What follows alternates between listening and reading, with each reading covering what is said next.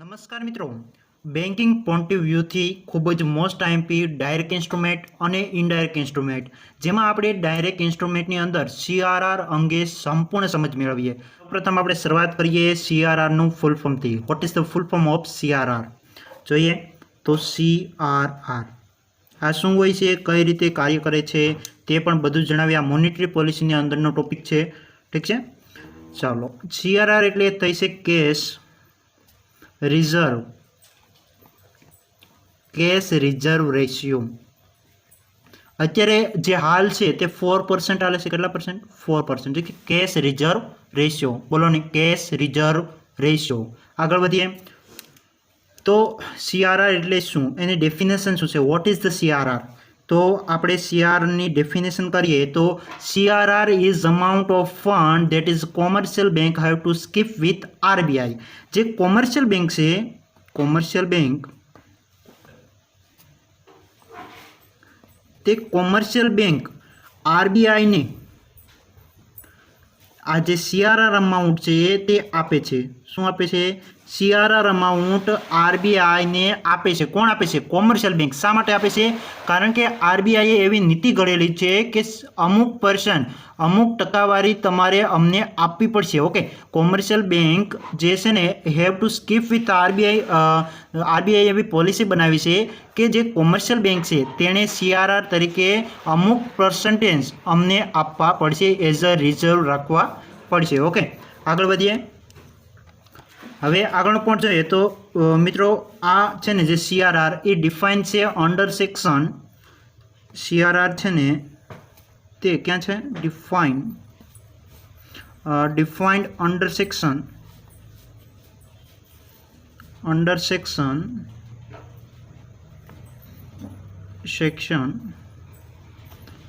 42 subsection 1 માં. Okay, 42 subsection 1 ની અંદર ડિફાઇન છે ઓફ શેમાં છે? RBI act 1934. ઓકે, જે આરબીઆઈ એક્ટ 1934 છે તેની અંદર ડિફાઇન છે સીઆરઆર સેક્શન 42 સબસેક્શન 1 ની અંદર. આગળ વધીએ,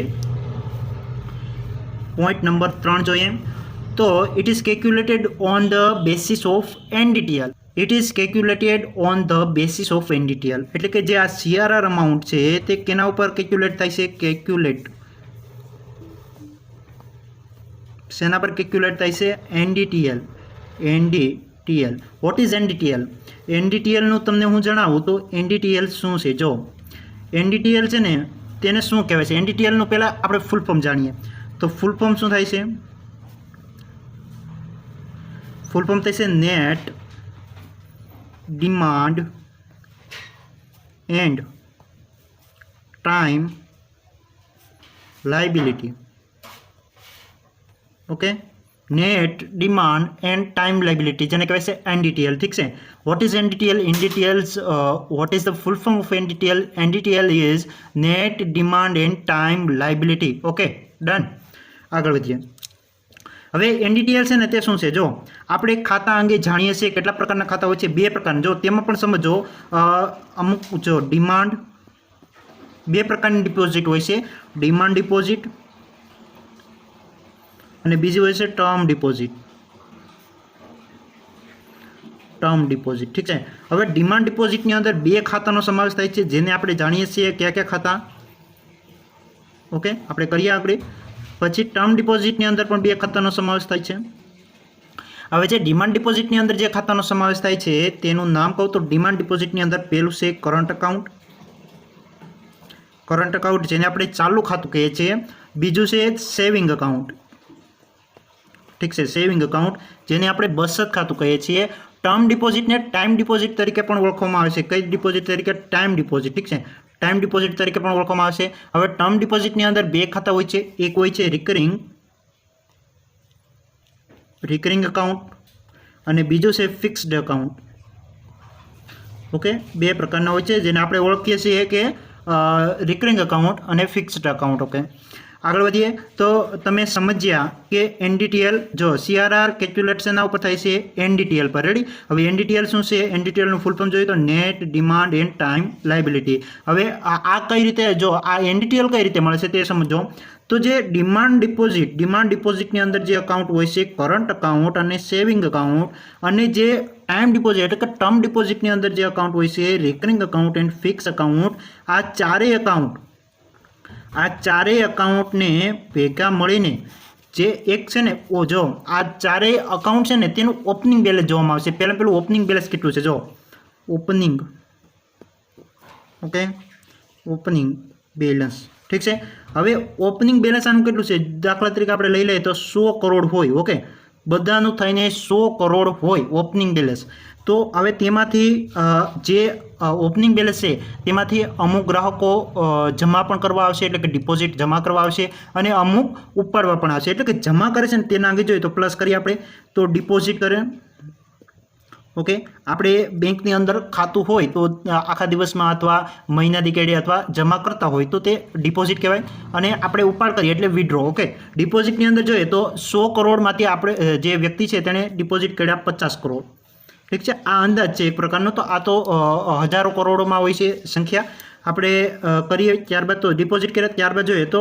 વિડ્રો કર્યા ઓકે અમુક લોકો ઉપાડે તો ખરી જે જમા કરે એવા તો અમુક લોકો તો ઉપાડવાના જ છે તો ઉપાડ્યા કેટલા આપણે કરીએ અહીંયા વિથડ્રો ઓકે વિથડ્રો કેટલા કર્યા આપણે રાખી દઈએ તો 20 કરોડ ઠીક છે 20 કરોડ ઉપાડ્યા તો હવે આપણે કરીએ તો 150 કરોડમાંથી 20 કરોડ બાદ કરીએ એટલે કેટલા થશે સોરી આમાં કરી નાખીએ 150માંથી 20 કાઢીએ તો 130 કરોડ હવે 130 કરોડ છે ને આ શું થયું end of the balance available balance જે લાસ્ટ આખો દિવસ પૂરો થઈ ગયા ત્યારબાદ જે બેલેન્સ વધે તેને એન્ડ ઓફ ધ બેલેન્સ અને કહેવામાં આવે છે NDTL શું કહેવામાં છે net demand and time liability જે એન્ડ ઓફ ધ બેલેન્સ હોય છે end of the day okay end of the day જે બેલેન્સ હોય છે તેને NDTL કહેવામાં આવે છે જે 130 કરોડ આમાં છે તો એના 4% 130 કરોડ હોય તેના કેટલા ટકા 4% કોને દેવું પડે છે RBI પાસે એઝ અ રિઝર્વ રાખવું પડે છે સમજી ગયા આ પોઈન્ટ છે મેન હવે આગળ વધીએ NDTL નું સમજી ગયા તમે બીજું શું સમજી ગયા કે કયા સેક્શનમાં છે CRR કયા સેક્શનમાં ડિફાઇન્ડ છે અંડર સેક્શન 42 સબસેક્શન 1 ની અંદર RBI એક્ટ 1934 ની અંદર પછી આપણે સમજ્યા કોમર્શિયલ બેંક છે CRR is amount of fund that is commercial bank have to skip with RBI એટલે કે કોમર્શિયલ બેંક છે તે RBI પાસે CRR amount as a reserve તરીકે રાખે છે આગળ વધીએ આગળનો પોઈન્ટ જોઈએ તો મિત્રો NDTL નું ફૂલ ફોર્મ જોયું it is maintained in cash form જો આ મોસ્ટ IMP પોઈન્ટ છે કે જે CRR અમાઉન્ટ છે it is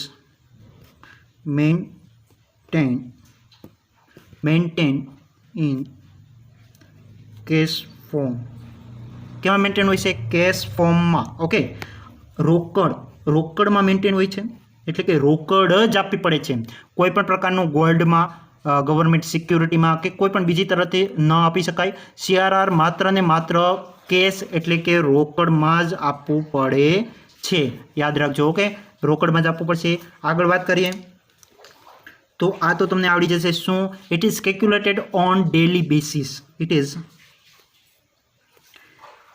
calculated on daily basis હવે ડેલી બેસિસ એટલે શું મિત્રો જે ડેલી બેસિસ એટલે કે દરરોજ આ જે અમાઉન્ટ છે તે કેલ્ક્યુલેટ થાય છે દરરોજ તેનું કારણ એ છે કે ઓપનિંગ બેલેન્સ હોય છે ને ઓપનિંગ બેલેન્સ એ દર દિવસે સરખું હોતું નથી ડિપોઝિટ જમા થાય છે એ દર દિવસે સરખા હોતા નથી અને જે વિડ્રો અમાઉન્ટ છે તે પણ દર દિવસે સરખા હોતા નથી એટલે ડેલી બેસિસ એટલે ડેલી આ જે અમાઉન્ટ છે તેને કેલ્ક્યુલેટ કરવું પડે છે જેને કહેવાય છે NDTL અને તે ડેલી બેસિસ પર કેલ્ક્યુલેટ થઈ છે ઓકે યાદ રાખજો ડેલી બેસિસ આગળ વધીએ તો હવે જે આ CRR અમાઉન્ટ છે તે કોણ દે છે કોમર્શિયલ બેંક કોને દે છે RBI ને ઓકે તો આ જે CRR અમાઉન્ટ છે તે કોમર્શિયલ બેંક RBI ને દે છે તો RBI તેના બદલામાં ઇન્ટરેસ્ટ એટલે કે વ્યાજ તો દેતું હોય છે ને.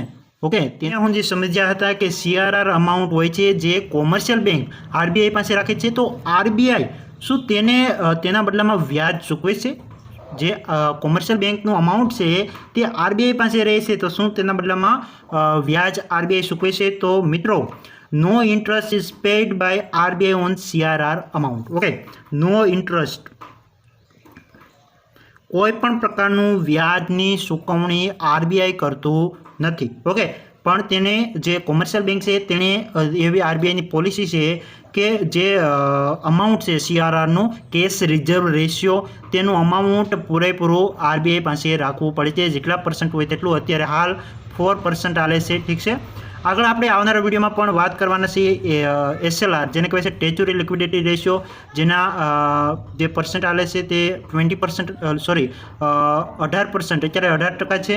એની પહેલાં 20% હતા. ઠીક છે, હવે આપણે આની વાત કરીએ તો મિનિમમ જે લિમિટ હોય છે,